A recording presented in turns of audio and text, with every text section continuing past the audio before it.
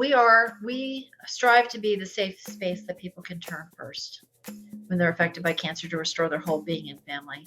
So Okay. our network embraces all people touched by cancer, the diagnosed and their loved ones, to help move them through a health crisis caused by cancer, to take control of their health and care through programs of support, education, well-being, and hope. And we do that at no charge to anybody who needs these services. Welcome to Business Ninjas, brought to you by WriteForMe, where you'll hear from business leaders who are out there growing their business and slaying it every day. Learn from the masters. Let's get started.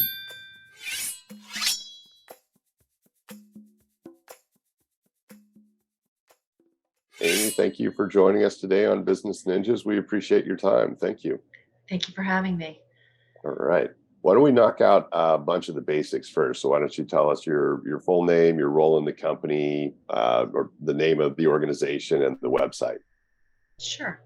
So my name is Amy Sutton. I'm the CEO of Crossroads4Hope, a network of cancer support. Our website is crossroads4hope.org. All right. And where are you based? Our main office is in New Jersey, Okay. but we do serve nationally as well. Right on. All right. And maybe to level set, if you could give us a little bit of bio, what's your career arc been to bring you to the Sure. present opportunity? So I come out of industry, actually. So I started my career. I graduated with a background in labor studies, but I went into management and worked my way up through HR as a profession, and really found a lot of enjoyment as a business partner to the executive management team, focusing on change management, organizational development, leadership development. And then, just like a lot of people, you hit a moment where you're questioning, what am I spending all my time working on? Mhm. For me, it was after 9/11. Mm. I had a lot of ties to that experience, and lost somebody very close to me separately on a different issue, and started to think about, where do I want to be spending my time? So I went into some community work. I actually took some time away, walked away, and wanted to kind of think about the next phase of my life at that time, and ended up working in hospice care, and used my skills in industry to help that organization in terms of their volunteer management, their human resources, and also helping people understand end-of-life care, which is the ultimate change that all of us are going to go through. Right. But looking back on that experience now, I realize I really had an opportunity to see the healthcare system downstream, and the role that social work as a profession can play in helping families and patients deal with that type of a crisis. I left there and ran the Red Cross in Somerset County, New Jersey, which handled some of the largest disasters in New Jersey prior to Sandy. Oh, wow. And ended up my first 3 months on the job. We had a major nor'easter and thousands of people in shelters, and started to use my skills in industry to help think through community preparedness. How do we mobilize people and resources to be prepared? How do we build capability in an organization to respond? And so that was an unbelievable experience. But what I started to see was my interest was staying in community. And I felt the need to change, and found this organization, which I had never heard of. And I was brought in to really help transform the organization, to take it from a grassroots operation to one that had more of a mature model and was reaching its full potential in terms of helping patients and families deal with the health crisis caused by cancer. So I started 10 years ago. And Okay. so we've been on quite a journey since then. Wow. Okay. And the mission statement for the organization? Yeah. So we strive to be the safe space that people can turn first when they're affected by cancer to restore their whole being and family. So Okay. our network embraces all people touched by cancer, the diagnosed and their loved ones, to help move them through a health crisis caused by cancer, to take control of their health and care through programs of support, education, well-being, and hope. And we do that at no charge to anybody who needs these services. Wow. That's amazing. That is amazing. And how long had the organization been up and running before you joined? And has the mission statement kind of changed from when it started to where it is today? Yeah, they had an interesting start. This organization was started by 4 women in the community, all of whom had had both professional and personal connections to cancer. Many of them had worked for the American Cancer Society and really wanted to make sure these types of resources, psychosocial support for all those affected, were available. They chartered this organization on 9/11. They had gotten together to meet when 9/11 happened. Oh, wow. So interesting connections between myself and this organization. But they were guided very early on to affiliate with a national organization, which they did, that allowed them to stay independent. And we've been on that journey until 2001 when we disaffiliated and went out on our own. Okay. And I think all organizations look at where they are in their growth and what they need to do. For us, we needed to move forward completely independently. And so we launched as Crossroads4Hope in February 2021. Okay. And yeah, so that's just a little bit about the history. But I think from the most important thing to me is um, the vision of our founders. I'm just a steward of this organization, right? Mhm. My time here, I have a background in succession planning and leadership development, so I'm very well aware that all of us have our time with organizations. My job is to build an organization that I can hand off to somebody else to keep developing and growing. But it's their vision. It was their passion of taking an idea and turning it into a reality. My job is much easier. I have success to look back on.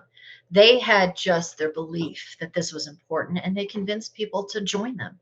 And with that, my job is to continue to steward their vision forward. Wow. Okay. That's a big remit. And how do you go about the fundraising side of things? So if it's free to the people that need it, that's amazing. Obviously, there's a lot of work that goes into providing the resources for them. So what's Yeah. that side of the organization look like? It's interesting because I made an industry change. I had never been involved in nonprofits when I had worked for, 15, I'm going to date myself, 18, maybe 18, closer to 18 years. Um, and I think that one of the things I learned in industry around change management is, and getting people excited and onboarded, is the story. What is your story? Why are you doing what you're doing? People want to understand, and you have to provide clarity. For us in a nonprofit space, we have to be clear about the problem that we're trying to solve in the world Hmm. and why it's urgent and why people need to participate in that, in helping to solve that problem through charitable giving to an organization. And so it's really, in a lot of ways, it's connecting with people's heart and head, in the sense that it's not just a feel good thing. You have to show people through the impact data, information, testimonials, what is the real impact of what you're doing. So it's a lot of storytelling and making sure that you're clear about the messaging. So, I always tell people, when I first made the shift from industry, a lot of times charities think of themselves as different. I'm like, this is a business. I have a market, I have a brand, I have a Hmm. P&L. We have Right. to generate revenue. It's the elements of industry business, but it's rooted in something very different in terms of your heart and wanting to really envision a better world and what your role of your organization can play in that. So I feel like, from my perspective, that's what philanthropy is. When people donate, they're entrusting their treasure, their dollars, to in the belief that it's going to make a difference. My responsibility, my team's responsibility, is to demonstrate Right. Okay.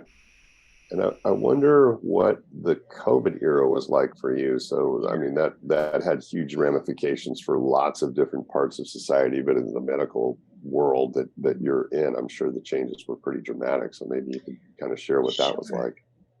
Well, I come to this work not just with an emergency, disaster response background. I worked in Office of Emergency Management for many years after I left the Red Cross, and I maintained my volunteering up until recently. But so I was already looking at that incident as it was coming our way. And New Year's, I'll never forget watching it on YouTube and calling a colleague and saying, "Are you watching what's coming? This is coming." And so in January 2020, I started normalizing that with my board, my staff. A lot of people struggled in seeing what was ahead of us. And so we started taking action immediately in January, February. to prepare this organization to go completely virtually. So New Jersey shut down. And now that I'm thinking about it, it's like a year to the day. Today's the 16th. March 16th, 2020, New Jersey shut down. We closed our doors and went completely virtual. And the reason that was so important to be able to do was I realized that in a crisis like this, cancer patients and their family members were going to suffer. Lots of people would not be able to get to their care. There's a lot of fear, there's a lot of worry. And for most people like us dealing with this, if we had never had cancer, it was the first time we were experiencing what a health crisis was like. Worry for the future, worry for my family, worry for myself. Will I be able to go to work, take care of my family? That's what patients and families deal with every day. And so for us, it was our responsibility to make sure that we could continue our operations. So it's about making sure you're leading through crisis, right? It all gets down to leadership and making sure that while people were struggling with trying to conceptualize what this meant, you could forge a path forward so that we could sustain our operations through that event. We had to do everything from rethinking our strategy on philanthropy. What were we doing to respond in an innovative way? How are we helping to address the specific needs of people affected by cancer? We had people who couldn't get food because they couldn't leave their house and all the online food services were backed up. And we had our social work teams navigating all of that. On top of that, I'll just say, New Jersey was hit by a huge hurricane during this time. So while all of this is going on, we're dealing with other events happening. So for me, you talk about continuity of operations, who could be prepared for a pandemic? For us, what I realized was a lot of our strategic business planning efforts, the envisioning of our need to serve in different ways, the use of technology. We had been through Sandy. We learned from that experience. We incorporated that into our business planning. Our operations had been shut down during that event and realized we had patients and families isolated and trapped in their homes. Yeah. So all of that learning got incorporated into our business planning. Our general thinking ahead for the future, all of that paid off in the end during COVID. Wow. Geez, tough lessons learned, but it sounds like, yeah, that's great that you had the foresight to think down the road. I mean, you were uniquely positioned, it sounds like, to be able to see what those ramifications were going to be a long time before most people did. So that's great. What's the outreach strategy that you have? So as you're expanding out, across the country now, how are you going about letting folks know that you exist, that you're an option, that you can help them out? It's so interesting now that we're operating on a national level. So there's two things that are happening for us. The pandemic really accelerated that because there was a lack of resources. We were still operating. A lot of charities had to stop their operations. A lot of the cancer centers had to shut down, allowing people to come in, or if they had to come in, they had to come in alone without loved ones. So we became a resource for people. What I would tell you is, having worked for national organizations, one of the things that was of concern to me as we grow is making sure we have connection to communities. So we have boots on the ground public health practitioners who are using an outreach model in New Jersey that we hope to scale nationally. On the national level, we're looking at things like our brand strategy. We're actually talking with companies to help us really refine our brand strategy so that we have really tight and clean messaging, and that messaging then can be incorporated into our social media strategies, which for a nonprofit are the most cost-effective way to get a lot of things done is through social media. But for me, when we left the national organization, we had a logo, we had a vision for the organization, our mission statement, and our tagline, taking on your cancer journey together. But we really now are starting to work on, okay, what does that actually mean? How are we articulating to different stakeholders the value and impact of our work? So it's an ongoing process for us, and that's something that we're working on right now, and turning to industry partners to help us. Right. Okay. And which social media channels are you active on so that people can go there to learn more? Yes, we're on Facebook. We're on Facebook, Instagram, LinkedIn, Twitter. We're talking about other platforms right now, like TikTok and other things. I think that, to stay relevant, organizations have to operate in the space in which people need these services. And the youngest person we have coming to us is 3, and the oldest is 100. So for us, that's a huge spread of communication strategies that we have to utilize to reach people. But more and more, I think social media is the way that we're going to be utilizing our marketing and our advertising, so to speak, for the organization.